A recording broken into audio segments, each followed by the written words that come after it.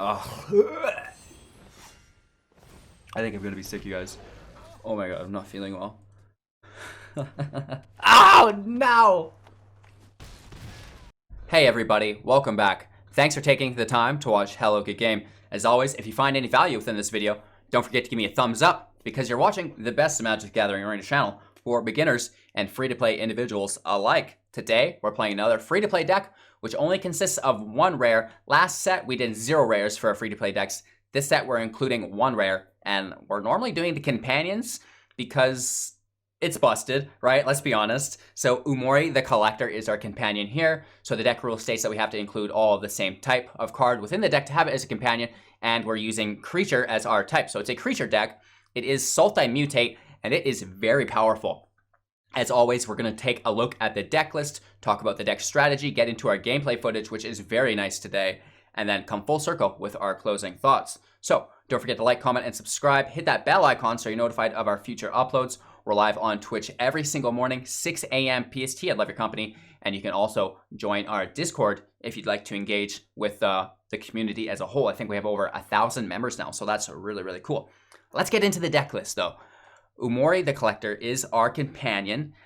When it enters the battlefield, choose a card type, right? In this case, it is creature. And then spells you cast of the chosen type are 1 less to cost, or to cast. Jeez. So we're choosing creatures, and then our creatures are less expensive.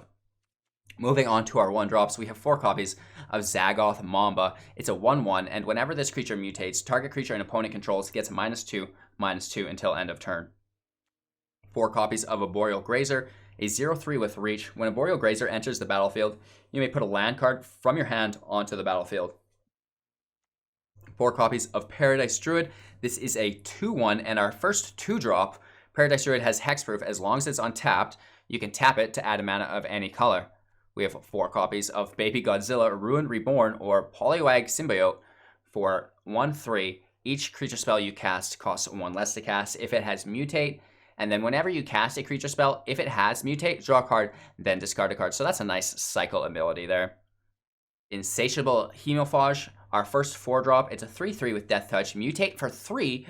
Whenever this creature mutates, each opponent loses X life and you gain X life, where X is the number of times this creature has mutated, which is really cool. Migratory Greathorn, a 3/4, mutate also for 3. Whenever this creature mutates, search your library for a basic land card, put it into the battlefield, tapped, then shuffle your library. Parcel Beast times 4, 2/4, mutate for 2 only, which is like really, really nice and cheap. You can also pay 1, tap it, look at the top card of your library. If it's a land, put it into the battlefield. If it's not put it into the battlefield, it goes into your hand. So this is a growth spiral on a stick, which is awesome. Moving on to our 5-drops, Auspicious Starrix, 6/6, mutate for 6. Whenever this creature mutates, exile cards from the top of your library until you exile X permanent cards, where X is the number of times this creature has mutated. Put those permanent cards onto the battlefield. Whee! That's insane. We also have Dreamtail Huron, mutate for 4. She's a 3/4 with flying. Whenever this creature mutates, draw a card. That's awesome. And finally, Chittering Harvester for 6. It's a 4/6, mutate for 5. Whenever this creature mutates, each opponent sacrifices a creature.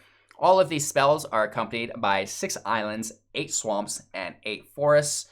We could add some dual lands in there, right? Some cheap life gain lands, perhaps, if you're struggling with it. But I find the Arboreal Grazer just kind of makes up for most things. Then you play the Paradise Druid. That fixes your mana anyways. However, if you do run into land trouble, I really recommend that you fix it according to your needs, right? Because we're all going to be sorting our draw hands differently, which brings me into the deck strategy and our draw hands. What kind of draw hand do you want to pull when you're playing this deck, right? Obviously, Arboreal Grazer is my first go-to guy in any of our ramp decks, especially if you've seen our mutate decks previously to this one. I really recommend you check those out as well. Arboreal Grazer, you put it on the battlefield, you get another land out, and then on turn 2, you're playing your 3rd land, and then you mutate your Grazer, and boom, you got an effect from the mutate, and you're now attacking with your Grazer that's like a 3/4 or something, say, from your Greathorn. So that's a really powerful play. We've also incorporated our Mamba here, so this is a really good mutate target as well if you don't have the Grazer. So opening hand, I like the Grazer. If not the Grazer, I like the Mamba, and obviously I just like any 1-drop. It's really cool to play a land, play a creature every single turn, right? And then using all of your mana every turn is really good too. That's just really, really basic strategy to help you do better in the game, to make sure you're using your resources efficiently and effectively, right? So I like to have a 1-drop, either my Grazer to ramp or my Mamba if we don't have it, because I know I'm going to have that removal, so I can go a little slower. It's not important to get ahead when we can remove. 2-drops, Baby Godzilla is more ramp, Paradise Druid is more ramp. Obviously, I don't dislike seeing either of these in my deck because they make things a lot cheaper, and it's just going to make it, excuse me, it's just going to make it a possibility for us to get our Umori, the Collector, out earlier, right? So ramp, ramp, ramp is our first step. Draw hand, we want really our ramp or removal, and more ramp for turn 2. Turn 3 kind of goes up in the air depending on who you're playing against and what the rest of your hand looks like. So I really just like to have that first building block in play. If you have those things, don't worry about the rest. Just use that, right? If you have a Grazer, enough land to play it, 3 colors of the land too, like if you have all 3 different colors of land, an island, a swamp, and a forest, that's great. Paradise Druid makes up for that. And then the rest of the deck is just a dream tale come true, right? We have things like Hemophage, so we're going to gain X life, and your opponent's losing X life for the number of times it's mutated. So there's 2 different mutates. There's the number of times this is mutated and each time this is mutated. So the number of times stacks. So that's really important. You want to get those abilities out probably right away. Whereas the other one, it doesn't stack and it doesn't like curve up at all. It just, it's 1 every time. So like the Dreamtail Huron is a draw card whenever it mutates. But your Hemophage, it does more every single time it mutates. So the first time it mutates, it does a little bit. The next time it's going to do more. The same thing goes with your Starrix. That is a ramping mutate as well. Whereas your Migratory Greathorn is a static mutate where it just does the same thing.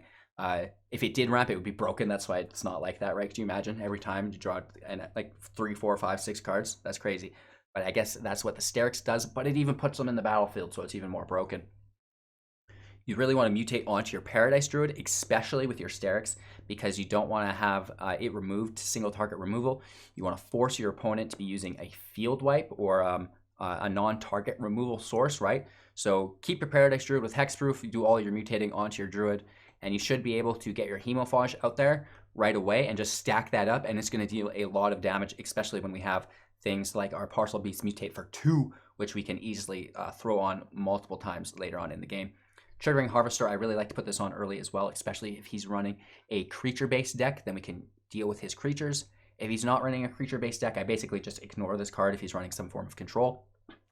And then I'll focus on our Dreamtail Huron instead. Against all archetypes, we run the Starrix, and then everything else is just to ramp and trigger our mutate costs, right? It's as easy as that. There's not much to it.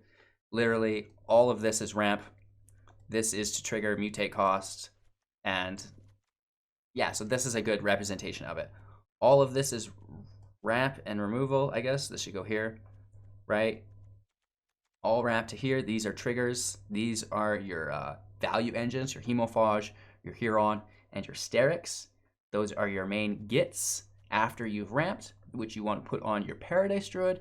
And then Chittering Harvester is optional if they're running a creature-based deck, which is the same as the Mamba. You can ignore this if they're running control. So that's the general deck strategy, you guys. I know I rambled on a little bit, but let's get into today's gameplay footage, and don't forget to watch to the very end for my closing thoughts.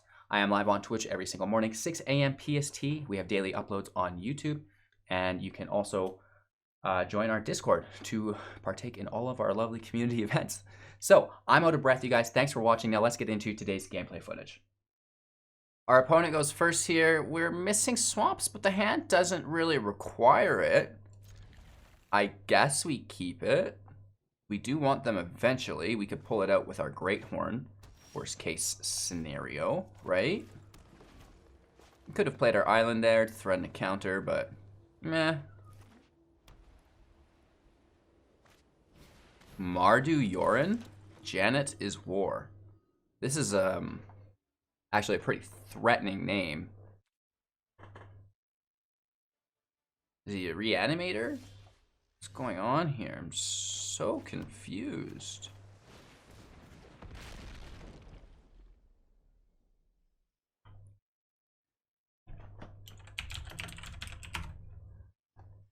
So Prince Charming is a threat. It can be flickered, and then it can flicker something else, which is annoying. Let's get in there, though. Toss the tater tots on the stove.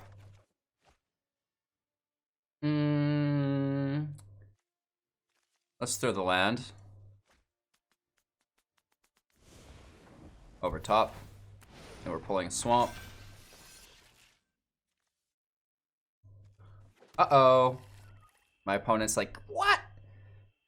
He's playing mountains too, or sorry, swamps. I don't know if I really want to attack here. I mean, we probably should.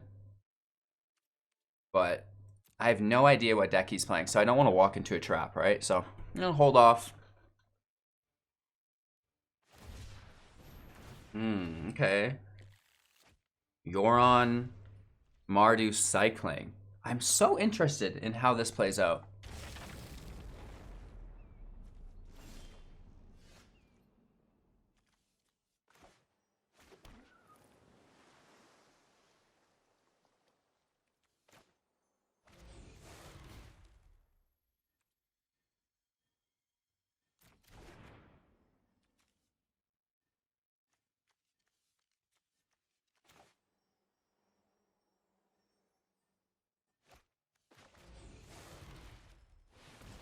Let's go for it. Let's toss the land. Over top. Ooh, we even get it. That's really nice. Let's grab a second swamp just in case. Oh, we get a Mamba. That's pretty cool. And now I actually do feel confident enough to attack. It's a 6/6. I don't see anything for 3 giving him +4/+4, right? So we should be okay.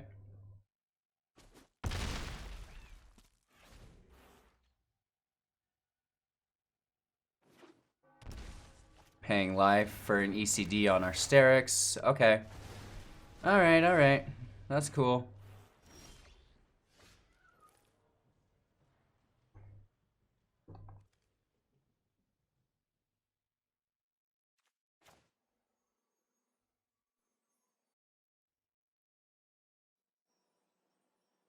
If we use 4, leaves us with 3. I think that works. Oh. Yeah, it still works. Luckily. Right, let's put this on our Mamba. Over top, making it 3/4, killing his prince. Now he does have a target for his ECD to bring back, but it can also attack down to 9. And we hold lethal unless there's a shatter here.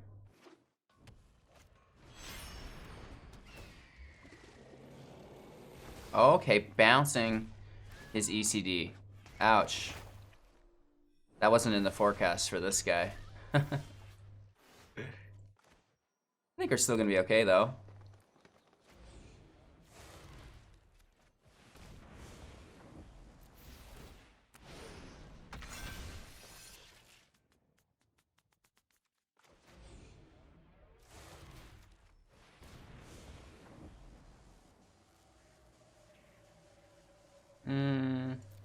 Over top because it has Death Touch.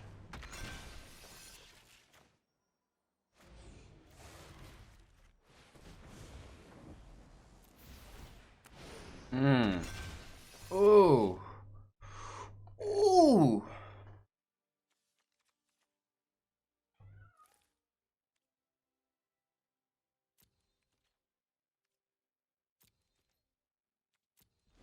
It's got Hexproof. He's got to wipe the field. And we have our Mutate in hand next turn.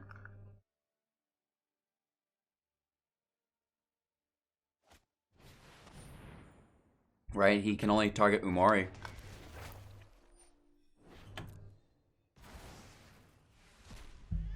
That's going to be game. That's a very unique and I think a very powerful deck. I'm glad we made it out alive. GG's though.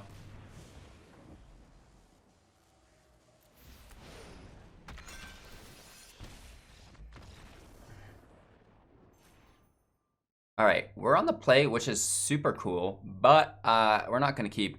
We have to mulligan for better land. This is great. It has a Grazer. We will toss an island. Play our forest. Play our Grazer. And then we're going to put our swamp in. Next turn, we Greathorn on our Grazer. It is Yorin for revenge. I doubt it's Mardu Yorin again, though. So we have 3 available. Let's definitely just mutate instead of playing our frog. Then we can get an attack in this turn as well, over top. Let's grab a forest here. And then we can swing it for 3.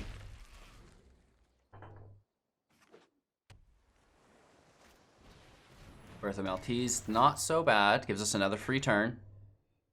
Shatter the Sky is going to wreck us, though.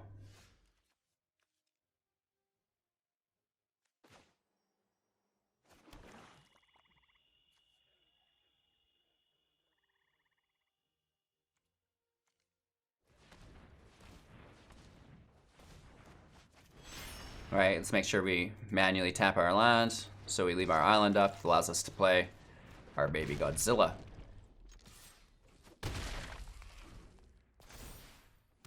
We can make him sack his defender with our harvester. Hopefully there's no Teferi played. That would be sad. Oh no, what have we asked for?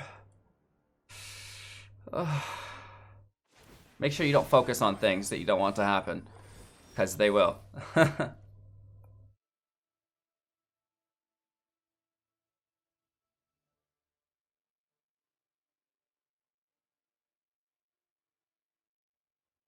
One, two, three, four, 5. We need to cast for 2, I believe, or it's 2 cheaper. So 1, and then 2 cheaper, so 3. So we need 4. 1, 2, 3, 4, 5. We have 1 extra. We could all do all this mutating on our Zamba, I guess. Oh no, that's not right. I did that math wrong. Let's get rid of our Grazer. Over top.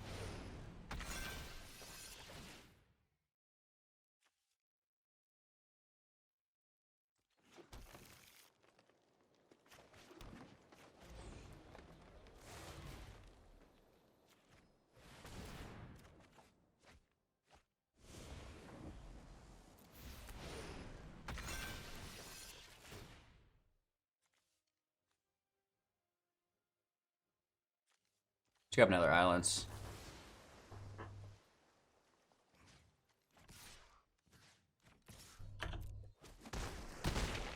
Down to 10. Are we gonna see a Shatter the Sky, right?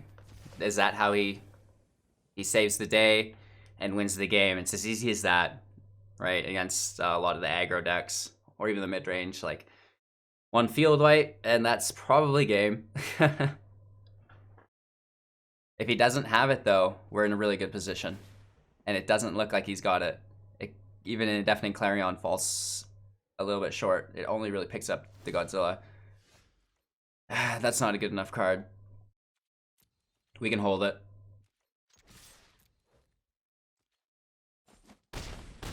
Down to 3. Oh man, he is still looking for his Shatter, I'm sure. 2 to the bottom, that's good news.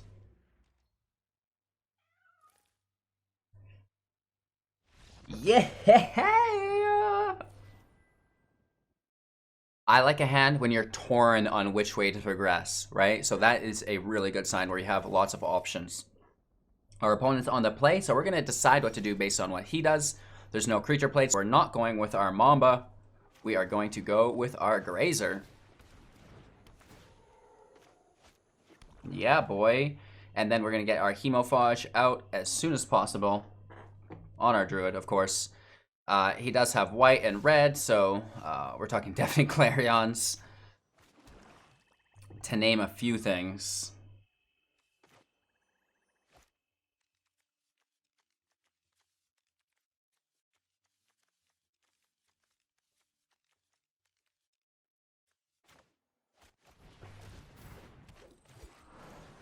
Hopefully he doesn't have it. I'm going to play right into it. No attacks. I wanted to Hemophage his Grazer and get in for some damage, but if we can ramp into his Starrix, that's better. 1, 2, 3, 4, 5. We need 6, which means us playing our Umori.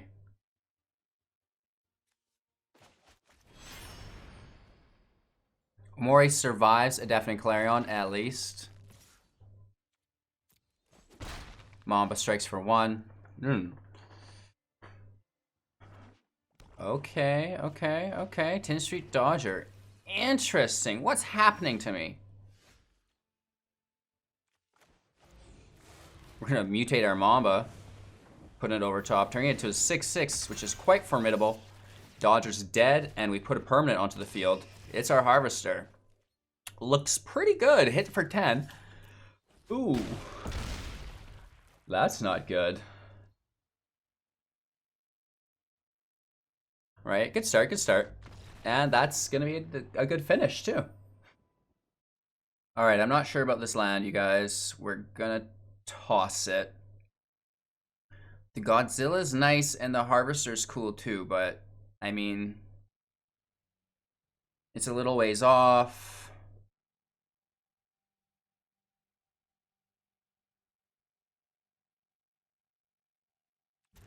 We have to toss it, and this is worse. Oh no. Let's throw our Starrix. Let's throw a Dream Tail Heron. And now, yeah, we're in a... Okay, that's alright. Paradise Druid off the top. Thank you. Appreciate that. And our opponent's not wasting any time. He's paying life, scrying. He's like, I know what I'm doing. Where's my Winota? We pull a black Source of Swamp as well, which is pretty groovy. Let's get our Druid out. Trying to ramp. He's probably not running Deafening Clarions because he's got Prince, right? So let's use our Druid. Ooh, whoa, bro. Settle down. Kibble, Rakish Instigator. What is happening here? I don't know, you guys. I'm intrigued, to say the least. 3, 4 available. By golly, I don't really want to tap the Druid, but we're gonna go for it. I gotta ramp. Your boy's gotta ramp. Umori's a bigger threat than the Paradise Druid, so it kind of opens up the possibility to tap your Druid for 1 turn because, I think I'm gonna be sick, you guys. Oh my god, I'm not feeling well. Oh no! What a terrible life we've lived. I don't even want to play anymore. Deep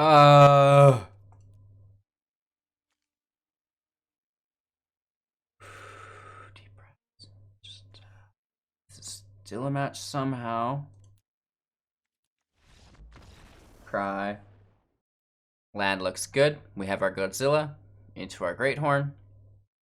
I wouldn't mind playing our Mamba turn 1 before Baby Godzilla, but beggars can't be choosers. Maybe we draw a Swamp. Lurrus makes me very sad. It's almost as bad as seeing a mono red deck, right? Lurrus is the new mono red. Let's be serious. He's playing Evolving Wilds, so it could be a budget deck. Playing our Swamp. Sorry, our Island. Ugh. I'm just so fixated on getting a Swamp, right? We'll get it with our Greathorn, regardless, so it's okay.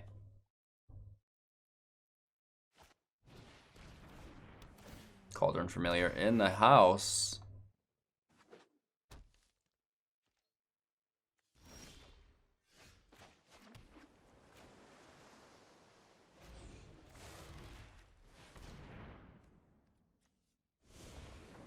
It's not something he's going to want to block. We can pull out our Swamp.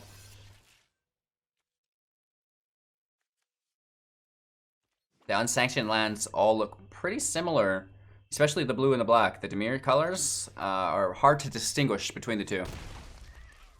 So take your time. Make sure you get the right land, because it's happened more than once that I've not.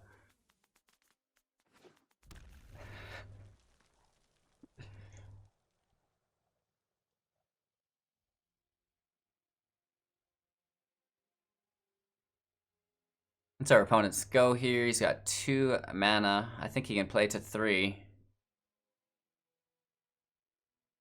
Ideally, he plays his Lurrus. We Mamba, mutate onto it with our Parcel Beast to kill his Lurrus. Alright?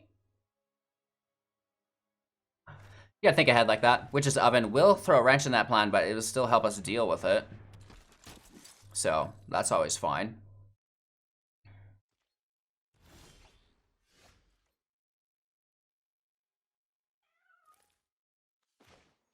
Let's just go Umori, right? Creature. That makes everything cheaper. Well, except our Mambas. And we're still clear to hit, right? Jumps with the cat. As expected.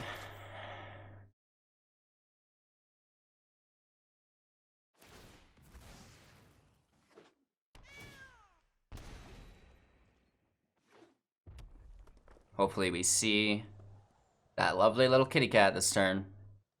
He doesn't have the right land, I guess, actually, so he's struggling on that front. And he's going to remove our Umori. I can feel it in my bones.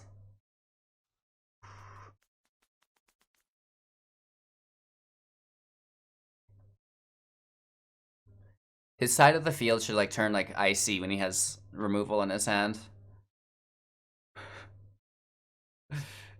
Just totally tell your opponent what's in your hand. Seems fair. Priest, I dislike. So the Mamba is really good removal for the Priest here. That's better than removing Lurrus, in all honesty.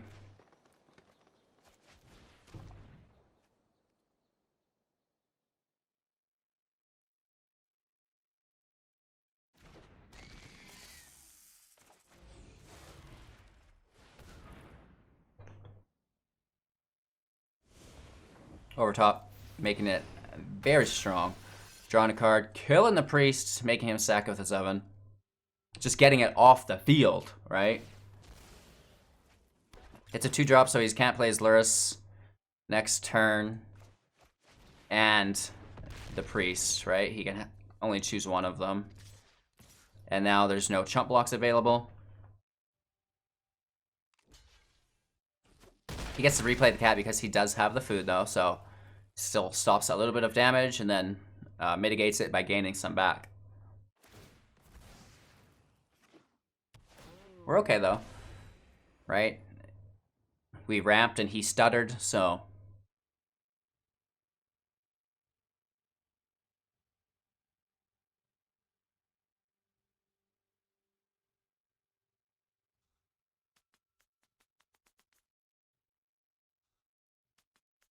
Never underestimate the cat, though, if we've learned anything. It's that Cauldron Familiar is just... It's always going to be good, I guess. That cat is busted. Another Oven does not help our cause.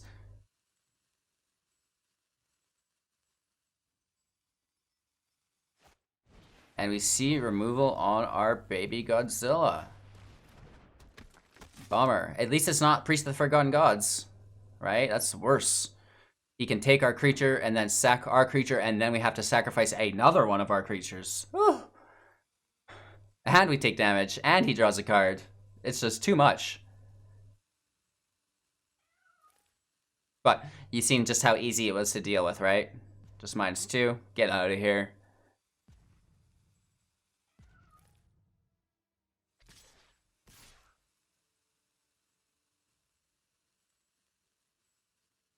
I mean, yeah, he gets 1 damage in, I guess.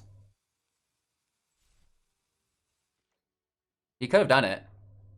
But then he would have had to sack a Whisper Squad or something. Or done it in combat before I killed it.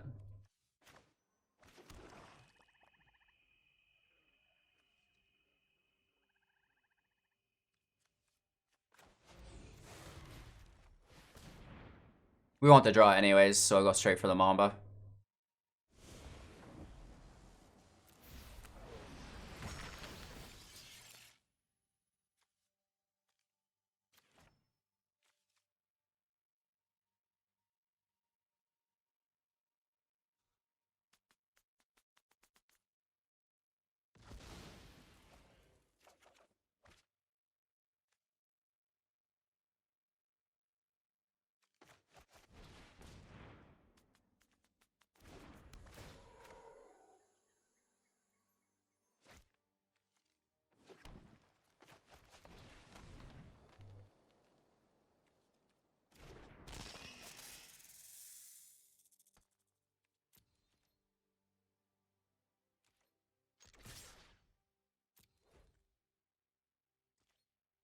He can chump block and just normal block with the cat. He wants to keep the squad open though to draw more squads. But I think 2 of them are in the grave? No, just the one. We need to stop him from playing his Lurrus still, right? And we need to get lucky and draw mutate cards off the top.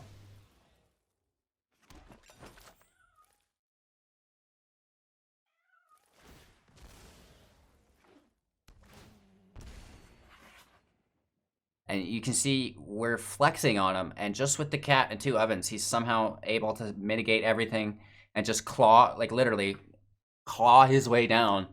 Or us, like, get out of here. Pays life, he wants Lurrus. No, it's a Croxa. That's bad. That's real bad. Why would he pay life for that, though? I don't know. Interesting.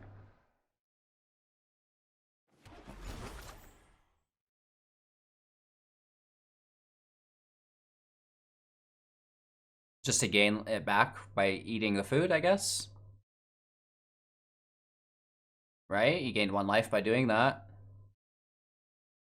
It's a net gain.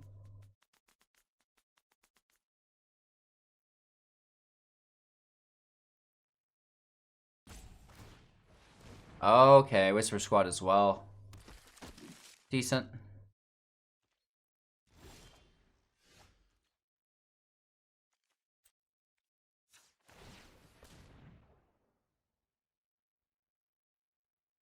We need Mutate.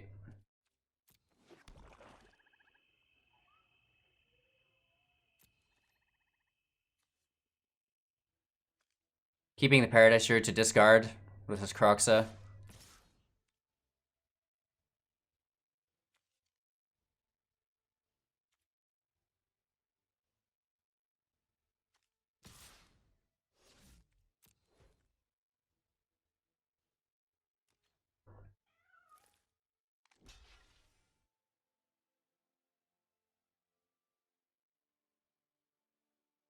We did get that land out of the way for next turn, I guess.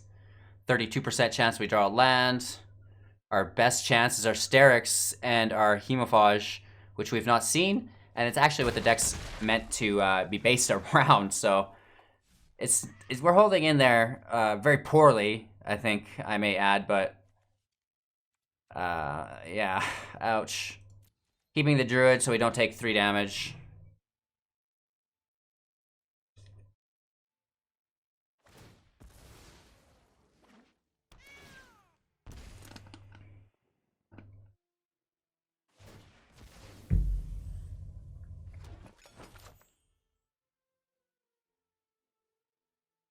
Right? We're both at 10, and we've been doing way better. I truly don't understand. This cat's power is limitless. Meow. Here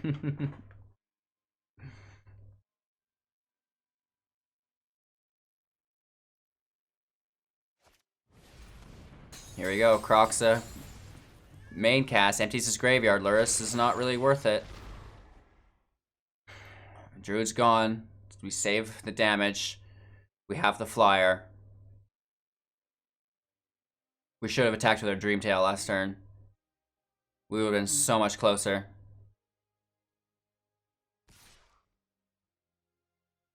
Well, this doesn't make sense, let's be honest. Good one.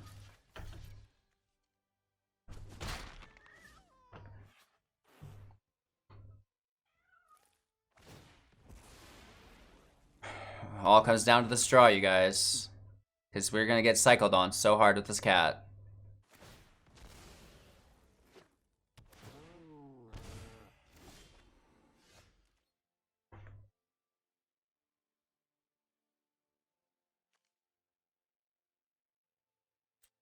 We need a Starrix.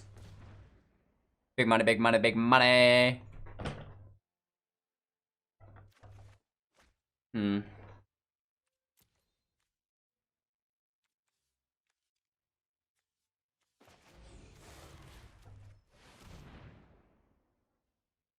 Goes on top.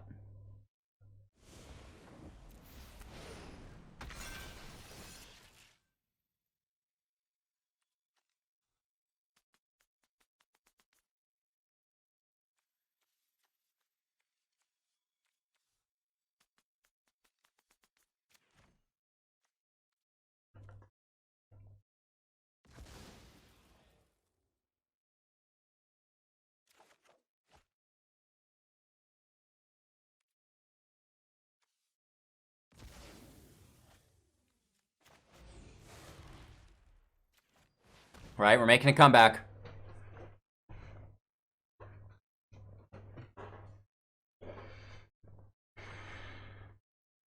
We're targeting his Whisper Squad so he has to sack his own Croxa.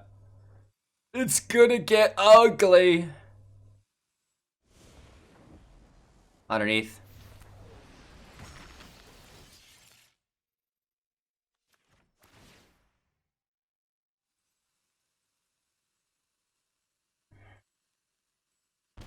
Mmm.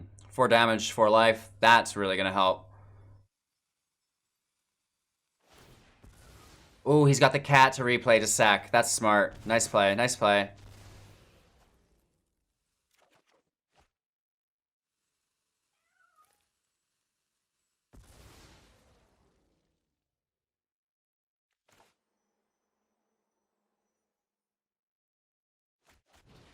May as well. We have the creature to sack if we need.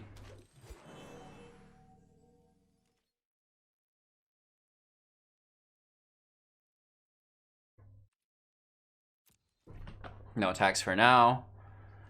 I don't want to lose anything. Right, we do have that 4 attack flyer next turn.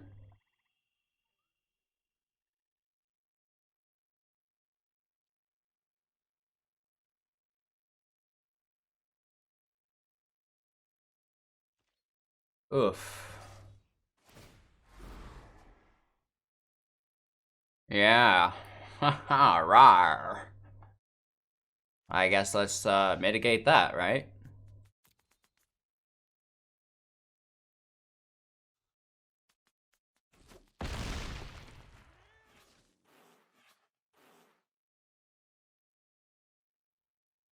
What really sucks is he can sack it.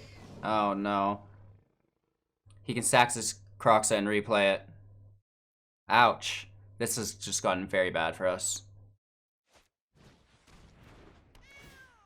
Oh no. So that's not an option because he played the cat and we pull land.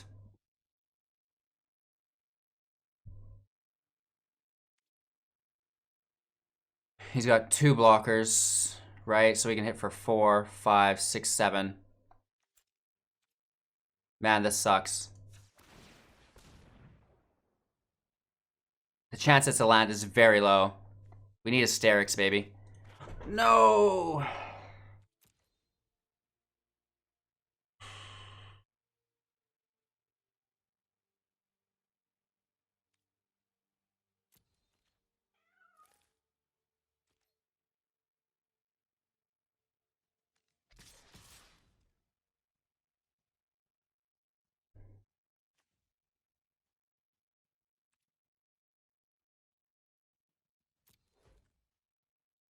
Leaving our Paradise Druid back to chump block in case he has a claim the Firstborn.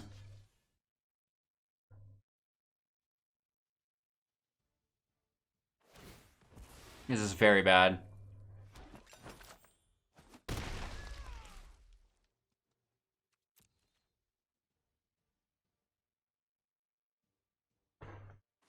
Again, we're going down kicking with, you know, a free-to-play deck. He's rocked out with Croxus and Luris, and I guess Cat Oven's his budget, but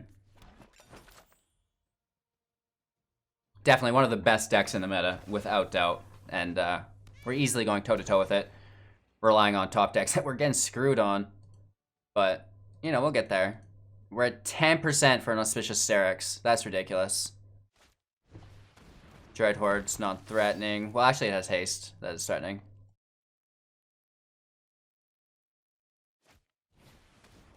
Whisper Squad is okay. That's his play from the graveyard.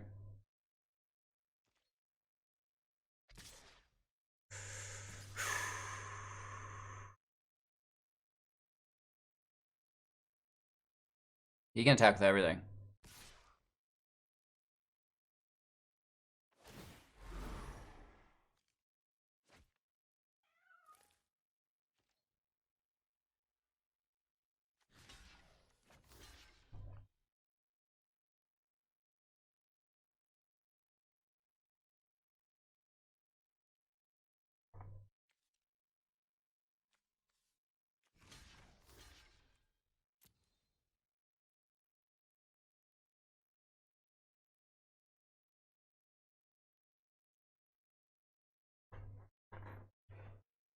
That's not good.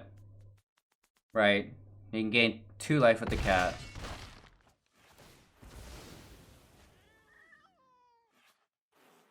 Going down, kicking. I think he's got us, sadly.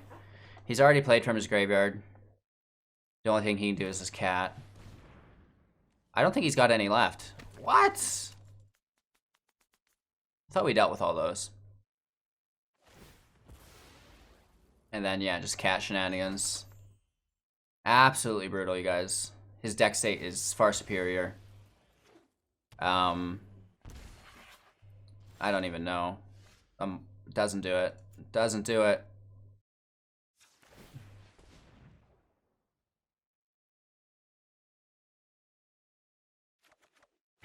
Neither does that.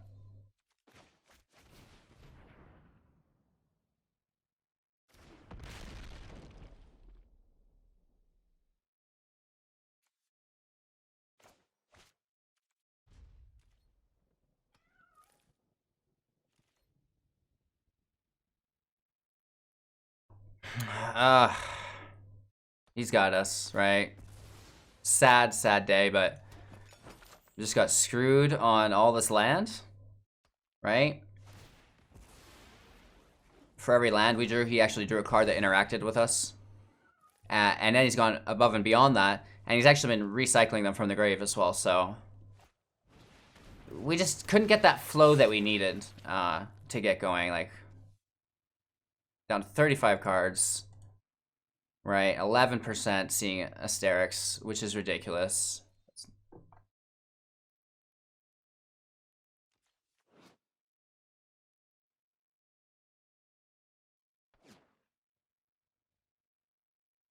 I know people will argue that I should have just attacked the flying Chittering Harvester, but it's the Mutate that really is saving us, right? Getting all that value.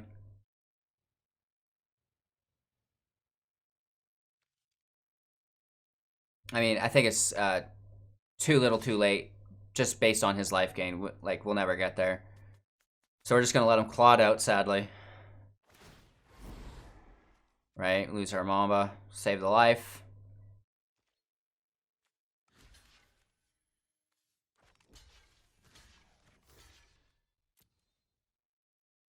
Sad days ahead. Right, he's not played with Luris yet. If I were him, what I would be doing is sacking Croxa with my Witch's Oven, and then replaying that. Right? Because it only costs 2 when you play it from the grave. Wow.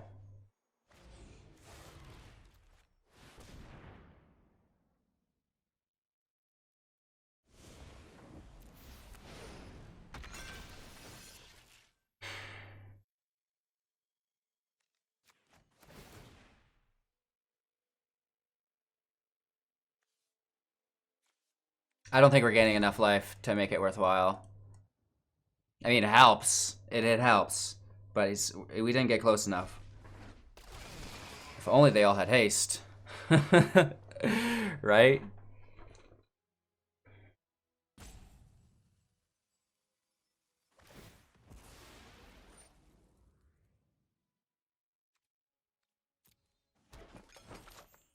Maybe we have enough just to survive and play defensively. What?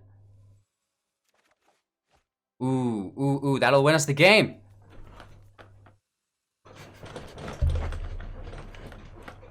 No way. Don't complain about your top decks, you guys. You never know when they just come in that gosh darn handy.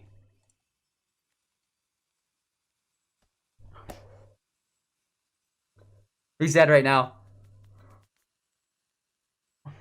Because the Hemophage is going to deal 5 or 6 damage to him.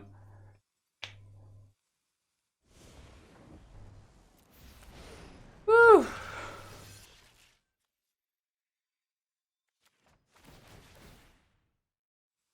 We're 28. We're not milling ourselves. We're getting close, though.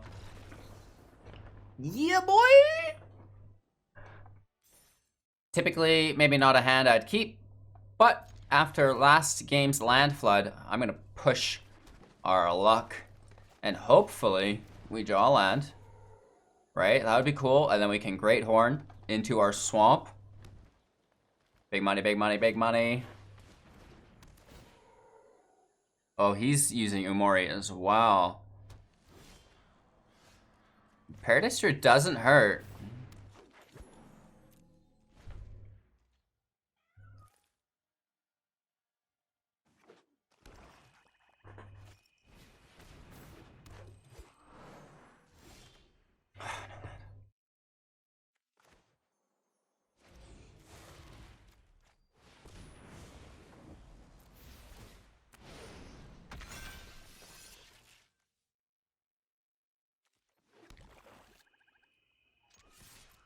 Let's throw in.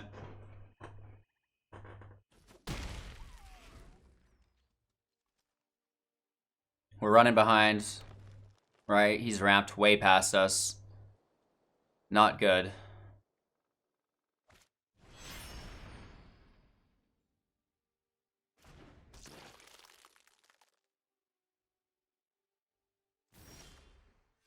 No land either.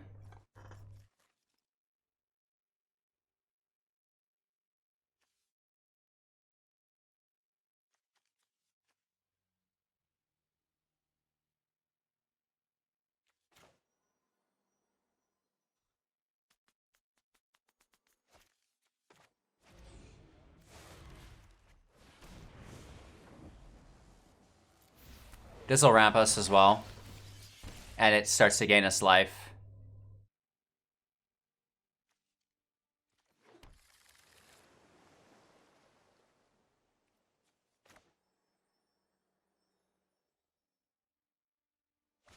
I don't think he's got a Mamba. Let's be honest.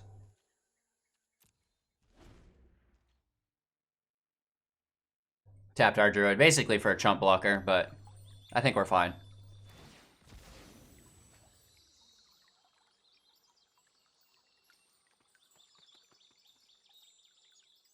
We're going to put our Harvester on him next turn as well, retapping our Druid.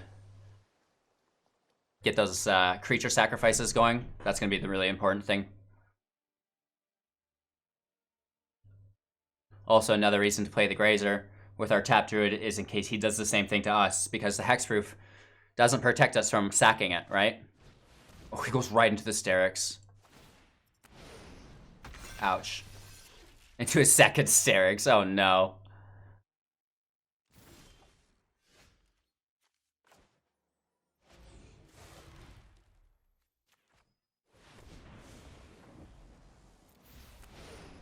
So we already have our Hemophage on it, which is nice.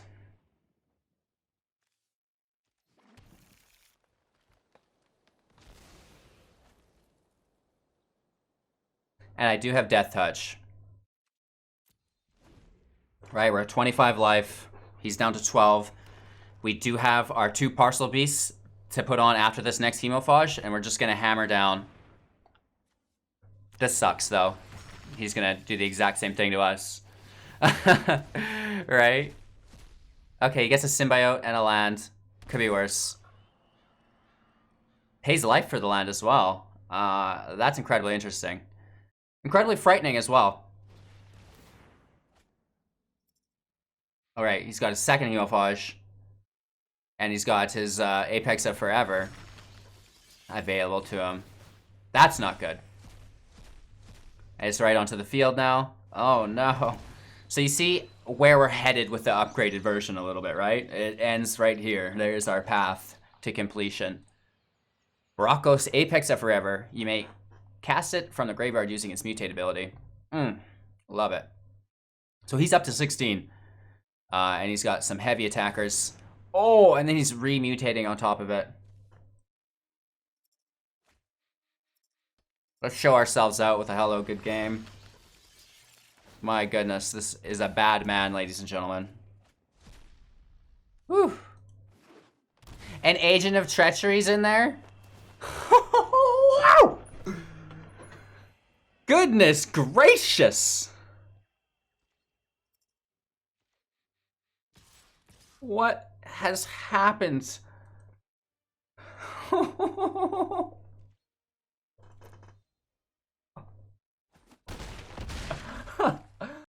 Holy moly, what did you guys think of those last two matches? That's crazy. We get clutch win with a budget deck, and then we see what our filled out version of the deck is going to look like with bringing in Brokos and things of the such, right? It's just a start. We want our Gem Raiser and some other shenanigans in there as well. So Sultai Mutate is very strong, and I think it's actually going to be maybe a top tier deck soon. So get prepared, get ready to deal with this deck, learn its strengths and its weaknesses, because it's not going to be going anywhere, and it's just going to be getting worse, I'm sure, right? If I can make this deck work this well, just imagine what someone with some real skill can do, right? So guys, thanks for watching. I'm live on Twitch every single morning, 6 a.m. PST. I love your company. We have daily uploads on YouTube, in which case, if you're watching there, make sure to like, comment, and subscribe. Hit the bell icon so you're notified of our future uploads, and then join our Discord link in the description below to partake in all of our community events. Thank you for your continued time, attention, and support. It'd be great if you could share this video out to one of your friends. We'll see you tomorrow, same time, same place. Do take care.